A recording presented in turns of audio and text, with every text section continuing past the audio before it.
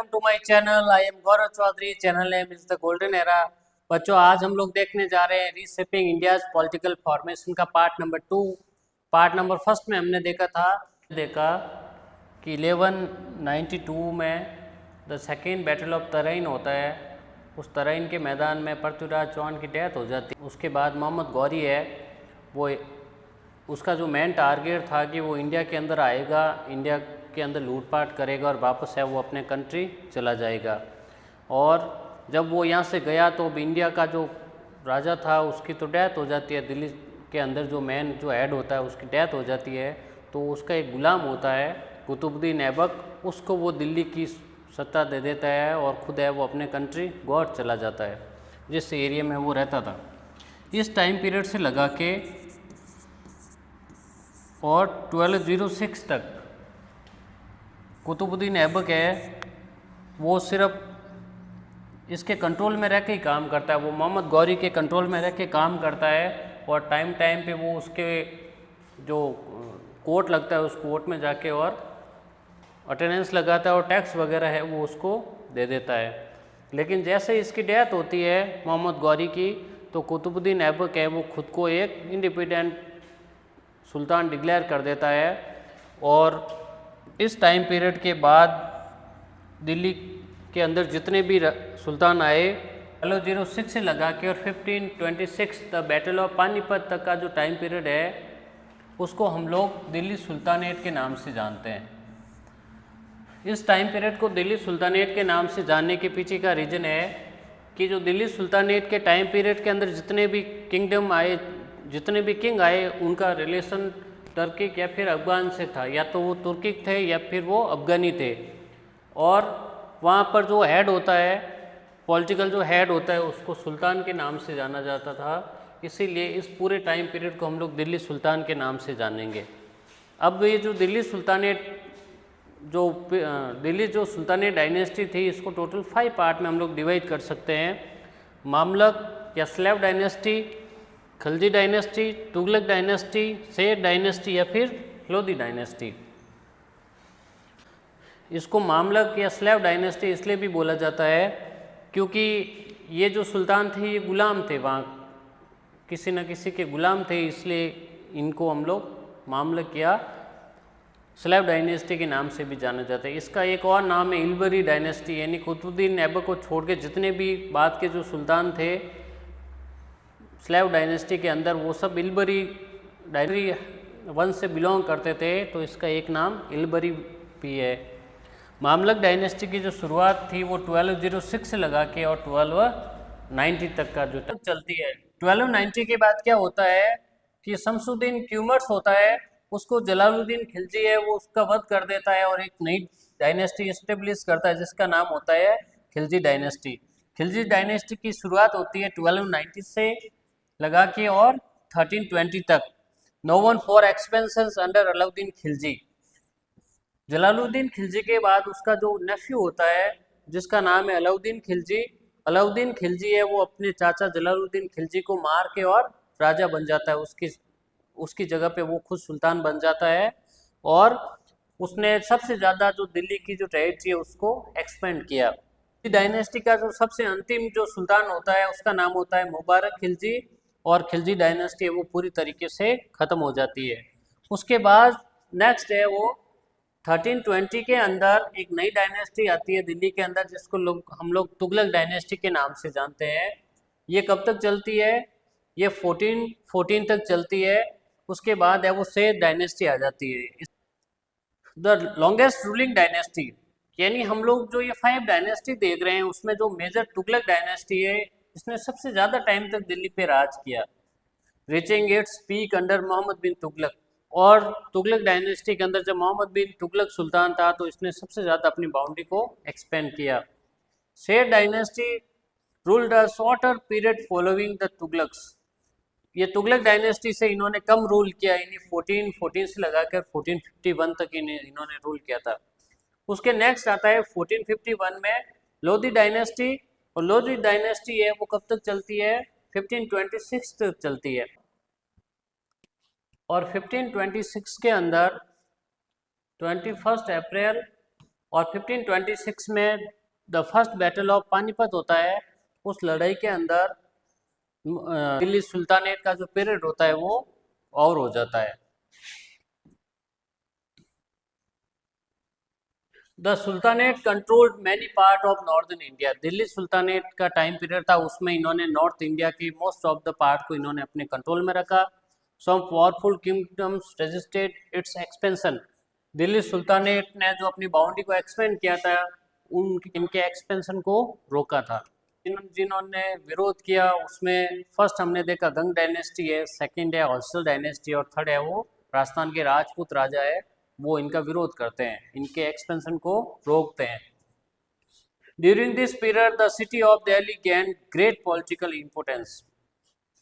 Delhi sultanate के बाद ही दिल्ली की इंपोर्टेंस बढ़ी और दिल्ली है वो एक सेंटर बन गया। The Delhi sultanate period was marked by political instability. Delhi sultanate के टाइम पे दिल्ली के अंदर पूरी तरीके से पॉलिटिकल इंस्टेबिलिटी थी, यानी एक राजा है वो दूसरे राजा को मार के और राजा बन रहा है। At the same time, rulers tried to expand their territories. This led to many military campaigns and wars. ये वो टाइम होता है जब हर एक किंग है वो अपनी बाउंड्री को एक्सपेंड करने का प्रयास करता है और उसके लिए वो कैंपेन, सुल्तान जब अपनी बाउंड्री को एक्सपेंड करते हैं तो वो बहुत सारी जगहों के ऊपर अटैक करते हैं, उनको लूट लेते हैं। Some temples and centres of learning were destroyed. वो जो दिल्ली सुल्तान होते हैं उनका मेन जो टारगेट होता है वो टेंपल होते हैं, क्योंकि उस समय जो टेंपल थे वो इकोनॉमी के बहुत बड़े सेंटर थे, इसीलिए जो दिल्ली सुल्तान होते हैं वो टेंपल्स के ऊपर अटैक कर देते हैं और उनको लूट लेते हैं और लूट के साथ साथ उनको डिस्ट्रॉय भी कर देते हैं। नेक्स्ट है the succession of ruler was often violent. जब ये दिल्ली सुल्तान अपनी बाउंड्री को एक्सपेंड करते हैं तो इनके एक्सपेंशन के अंदर सबसे ख़राब चीज़ होती है कि ये लोग वॉयलेंट करते हैं, लोगों को बेवजह मार देते हैं, लूटपाट करते हैं। इसके साथ साथ ये भी होता है कि दिल्ली के अंदर जितने भी सुल्तान बने उन्होंने किसी न किसी राजा को मार के वो सुल्तान बने हैं, यानी लगभग 2 में से अगर 3 सुल्तान बने हैं तो 3 में से 2 सुल्तान ऐसे बने हैं जिन्होंने अपने पूर्ववर्ती राजा को मारा है। One important ruler of this period was Alauddin Khilji, जिसको हम लोग एडीके के नाम से भी जानते हैं, ऑफ द खिलजी डायनेस्टी। ऐसा एक रूलर था जिसका नाम था अलाउद्दीन खिलजी, जिसने अपने चाचा जलालुद्दीन खिलजी को मार दिया और खुद है वो खिलजी डायनेस्टी का हेड बन गया। कुतुब मीनार। कुतुब मीनार के बारे में क्या दे रखा है आपकी एनसीईआरटी की बुक के अंदर कि जो कुतुब मीनार बनी है, the section of the Quwwatul Islam. Qutub Minar है वो किसका सेक्शन है? कुव्वतुल इस्लाम का, जिसको माइट ऑफ इस्लाम भी बोला जाता है। एक मस्जिद है। In Delhi Qutub Minar complex, its construction begin in Qutubuddin Aibak. Qutub Minar का जो कंस्ट्रक्शन जिसने शुरू किया था उस सुल्तान का नाम है कुतुबुद्दीन ऐबक। और ये जो कुतुब मीनार बनी थी ये 13वीं सेंचुरी में बननी शुरू हुई थी और इसका शुरुआत होती है वो कुतुबुद्दीन ऐबक के टाइम पीरियड के अंदर शुरू होती है। And was completed by later sultan. इसकी शुरुआत कुतुबुद्दीन ऐबक के पीरियड में होती है, लेकिन बाद के सुल्तान होते हैं वो उसको पूरा करते हैं। एनसीईआरटी की बुक के अंदर ये दे रखा है कि ये जो कुतुब मीनार बनी है इसको बनाने में इन्होंने लगभग 27 जो हिंदू और जैन टेम्पल थे उनको डिस्ट्रॉय करके और ये कुतुब मीनार बना दी गई है। जैसे अगर हम कुतुब मीनार के जो पिलर्स वगैरह देखते हैं तो उनमें हिंदू मंदिर के हमें अवशेष मिलते हैं। A coin minted by Alauddin Khilji, which bears the inscription Sikandar Sani or the second Alexander in Persian। Alauddin Khilji था, वो जब राजा बना तो उसने कॉइन जारी किए और उस कॉइन के ऊपर उसने खुद का एक टाइटल डाला और टाइटल क्या था? सिकंदर सानी या फिर सेकंड अलेक्जेंडर, यानी अलाउद्दीन खिलजी है वो खुद को दूसरा सिकंदर भी बोलता था। At the beginnings of the 14th century, जैसे ही 14th सेंचुरी शुरू होती है Alauddin Khilji carried out military campaigns across large part of north and central India. जैसे ही 14th सेंचुरी शुरू होती है तो अलाउद्दीन खिलजी है वो नॉर्थ इंडिया और सेंट्रल इंडिया के ऊपर अपने कैंपेन है वो शुरू कर देता है। कैंपेन्स में क्या होता है, इन सेना की टुकड़ियाँ भेजी जाती है और दूसरे की टेरिटरी को अपने कंट्रोल में किया जाता है। मैनी सिटीज वर अटैक, अलाउद्दीन खिलजी की जो आर्मी थी उसने बहुत सारी सिटी के ऊपर अटैक किया, sacked and plundered during these campaigns, और जो जिन सिटी के अंदर इनकी सेनाएं जाती थी वो वहाँ पर लूटपाट करते और वहाँ का जो सामान होता है उसको लूट लेते। मंगोल डायनेस्टी थी, वो भी चाहते थे कि हम लोग इंडिया को अपने कंट्रोल में करें, इसके लिए वो अटैक करते हैं, लेकिन अलाउद्दीन खिलजी है वो उनके अटैक को रोक देता है। ये अलाउद्दीन खिलजी की पिक्चर है। एक्सपेंशन टुवर्ड साउथ इंडिया, यानी जो अलाउद्दीन खिलजी ने साउथ के अंदर अपनी जो बाउंड्री को एक्सपेंड किया, उसके पीछे का रीजन कौन है, मलिक काफूर है, वो उसकी मिलिट्री का हेड था। ही डिफेटेड सेवरल साउथर्न किंगडम्स, जो मलिक काफूर है वो साउथ के बहुत सारे किंग होते हैं उनको हरा देता है, expanding the influence of the Delhi sultanate, और वो इतनी ज़्यादा मलिक काफूर है वो इतने ज़्यादा युद्ध करता है कि वो सब युद्ध में जीतता है और उसको बहुत सारी वेल्थ वगैरह वहाँ से मिलती है, तो दिल्ली का एक प्रभाव पड़ता है साउथ के अंदर। The wealth and treasures taken from these campaigns help maintain the sultan's large army and military system, वहाँ से बहुत ज़्यादा वेल्थ मिली और उस वेल्थ से उसने क्या किया, अपनी आर्मी को मेंटेन किया, क्योंकि उसकी आर्मी थी वो बहुत बड़ी थी। Important temples attack, Malik Kafur जब साउथ इंडिया के अंदर जाता है तो वो बहुत सारे टेम्पल्स हैं उनके ऊपर भी अटैक करता है, जैसे श्रीरंगम टेम्पल है, मीनाक्षी अम्मन टेम्पल है, चिदम्बरम टेम्पल है, रामेश्वरम टेम्पल है, इनके ऊपर अटैक करता है जिससे उसको बहुत ज़्यादा वेल्थ मिलती है। अगर हम इस मैप को स्टडी करेंगे तो हमें पता लगेगा कि अलाउद्दीन खिलजी ने अपनी बाउंड्री को एक्सपेंड करने के लिए कहाँ कहाँ पे अटैक किया। उसने सबसे पहला अटैक किया था गुजरात के ऊपर 1299 के अंदर, उसके बाद उसने राजस्थान के रणथंभौर के ऊपर अटैक किया 1301 के अंदर। उसमें रणथंभौर के जो राजा थे वो थे अमीरदेव चौहान। अमीरदेव के बारे में कहावत प्रचलित है, सी सुवन सतपुरुष वचन कदली फले एक बार, तिरिया तेल अमीर चढ़े न दूजी बार, यानी अमीर ने अगर एक बार शपथ ले ली तो अमीर है फिर वो पीछे नहीं हटता था, इसलिए उनके बारे में ये कहावत प्रचलित थी। उसमें 1301 के बाद वो 1303 के अंदर चित्तौड़ के ऊपर अटैक करता है, उसके बाद वो मांडू के ऊपर अटैक करता है, देवगिरी को अपने कंट्रोल में करने का प्रयास करता है, होयसल डायनेस्टी को अपने कंट्रोल में करने का प्रयास करता है, मदुरई के पांड्या एम्पायर के ऊपर वो अटैक करता है, वारंगल के ऊपर अटैक करता है। इस प्रकार जो अलाउद्दीन खिलजी है वो लगभग साउथ इंडिया के बहुत सारे पार्ट को अपने कंट्रोल में करने का प्रयास करता है, और उसका मेन टारगेट क्या था, लूटपाट करना और वहाँ के एरिया को अपने कंट्रोल में करना। A few दशक later Mohammad bin Tughlaq became the ruler of Delhi, Alauddin Khilji के बाद जो फेमस रूलर आया वो था Mohammad bin Tughlaq. He expanded the territory of the Delhi sultanate further across India, Alauddin Khilji के बाद दिल्ली की जो टेरिटरी है उसको एक्सपेंड करने का काम किया था मोहम्मद बिन तुगलक ने, और इसका रिलेशन था वो तुगलक डायनेस्टी से था। मोहम्मद बिन तुगलक का जो कोर था उसकी पिक्चर हम लोग इसमें देख सकते हैं।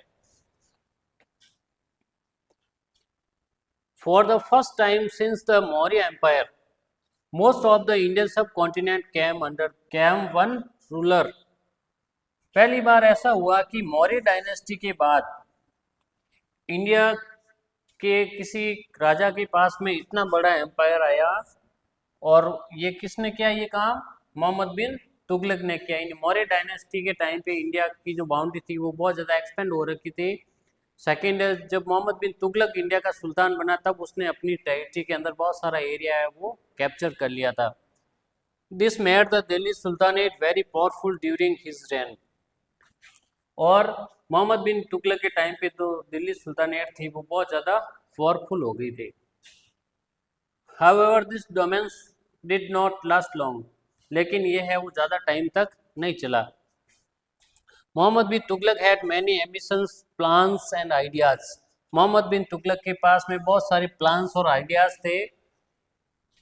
Many of his schemes were poorly planned, यानी वो बहुत ही ज़्यादा खुरापाती दिमाग का था, वो बैठे बैठे आइडियाज़ लगाता रहता, जैसे उसके ज़्यादातर आइडियाज़ थे वो फेल निकले। जैसे और बैडली एग्जीक्यूटेड, यानी उसने आइडियाज तो बनाए लेकिन उन आइडियाज वो फेल हो गए या फिर उसने सही तरीके से एग्जीक्यूट नहीं किया। पहला आइडिया था shifting of the capital. Mohammad bin Tughlaq के माइंड में आइडिया कैपिटल को शिफ्ट करने का प्रयास किया। उसको ये लगा कि उसकी जो पूरी की पूरी टेरिटरी है, अगर वो किसी बीच वाले मिड पॉइंट को अगर अपनी कैपिटल बनाएगा तो वो पूरे एरिया को आसानी से उसका सुपरविजन कर सकता है। इसलिए उसने क्या कि अपनी जो कैपिटल थी उसको दिल्ली से कहाँ शिफ्ट कर देता है, वो दौलताबाद कर देता है। आपके मैप के अंदर आ सकता है कि दौलताबाद को लोकेट करो, तो आप है वो दौलताबाद को कहाँ करोगे, महाराष्ट्र वाले पार्ट में लोकेट करोगे। तो उसकी पहली प्लानिंग क्या थी कि उसने अपनी कैपिटल को शिफ्ट कर दिया। कहाँ शिफ्ट किया, दिल्ली से दौलताबाद शिफ्ट कर दिया। He decided to shift the capital from Delhi to Daulatabad, earlier called Devgiri. Daulatabad को पहले किस नाम से जाना जाता था, देवगिरी। प्रेजेंट टाइम में उसका नाम है वो दौलताबाद है। मोहम्मद बिन तुगलक के माइंड में ये था कि अगर वो अपनी कैपिटल है, वो अपनी पूरी टेरिटरी का अगर सेंटर में लेके चला जाएगा तो वो इजीली है वो उसका सुपरविजन कर सकेगा। इसलिए वो अपनी कैपिटल को कहाँ शिफ्ट कर देता है, दिल्ली से देवगिरी शिफ्ट कर देता है। ये था उसका पहला failure. People were forced to travel more than 1000 kilometre to the new capital. लोगों को जबरदस्ती उसने दिल्ली से शिफ्ट कहाँ किया, दौलताबाद शिफ्ट कर दिया। और जब वो दिल्ली से दौलताबाद शिफ्ट कर रहा था तो उस समय ट्रांसपोर्टेशन का सिस्टम भी इतना नहीं था, जो रास्ता था वो भी बहुत ही लंबा था, यानी बहुत लॉन्ग वे ट्रेवल करके उनको जाना पड़ा दिल्ली से दौलताबाद। आप लोग इसमें देख सकते हो लोग हैं वो कितने ज़्यादा मुसीबत में ट्रेवल कर रहे हैं। After a few years the plans failed. अब जो मोहम्मद बिन तुगलक था वो सब लोगों को दिल्ली से दौलताबाद लेके गया, लेकिन कुछ टाइम के बाद है वो उसका प्लान है वो फेल हो जाता है। क्योंकि जब वो वहाँ से निकले थे तो बहुत सारे लोग थे रास्ते में, बहुत सारे लोग बीमारी से मर गए।